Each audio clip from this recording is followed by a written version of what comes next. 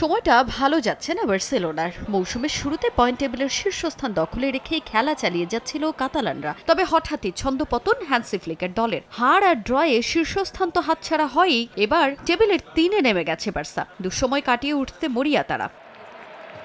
Real মাদ্রিদের সঙ্গে point ব্যবধান কমানোর লড়াইয়ের মধ্যে আরও এক দুঃসংবাদ পায় বার্সেলোনা। ভিয়ারিয়ালের কাছে দ্বিতীয় স্থানও হারাতে হয় হ্যান্সি ফ্লিক বাহিনীর। যদিও ভিয়ারিয়ালের চেয়ে এক ম্যাচ কম, অর্থাৎ 11 ম্যাচ খেলে 25 পয়েন্ট নিয়ে 3-এ নেমে গেছে বার্সা। এবার সেই লড়াইয়ে জেতার মিশন বার্সার সামনে। নিজেদের পরের ম্যাচ জিতলেই আবারও 2-এ ওঠার সুযোগ থাকছে কাতালানদের সামনে। সে সুযোগ কাজে লাগাতে মরিয়া বার্সেলোনা। অপেক্ষাকৃত কম শক্তিশালী সেল্টা ভিগোর বিপক্ষে ম্যাচে পূর্ণ 3 পয়েন্ট নিয়ে মাঠ ছাড়ার সুযোগ থাকছে ইয়ামাল লেভানডস্কিদের।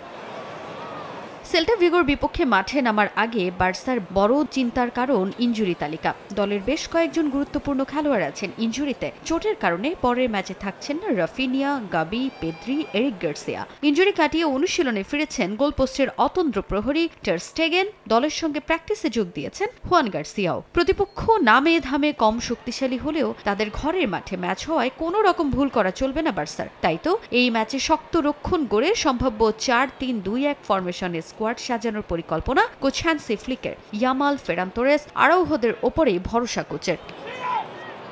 এই ম্যাচের আগে নিজেদের ঐতিহাসিক ক্যাম্প নুতে অনুশীলন করে বার্সা। সেখানেই পুরো দলকে পান কোচ। লম্বা সময় সংস্কারের জন্য বন্ধ থাকার পর অবশেষে সেখানে ফিরেছে কাতালানরা। ম্যাচ আয়োজনের জন্য পুরোপুরি প্রস্তুত না হলেও প্র্যাকটিস সেরেছে দলটা। পর্যাপ্ত প্রস্তুতি থাকায় সঠিক পরিকল্পনা বাস্তবায়নের লক্ষ্য বার্সেলোনার। এদিকে সেল্টা ভিগো চাইবে ঘরের মাঠে ম্যাচ জিততে। অতীত পরিসংখ্যানও পক্ষে কথা বলছে কাতালানদের। দুদলের শেষ 28 বারের দেখায় 15 জয় নিয়ে এগিয়ে বার্সা। তবে অতীত পরিসংখ্যান কিংবা বর্তমান অবস্থা ভুলে এই ম্যাচ জয়ের জন্যই লড়বে সেল্টা ভিগো।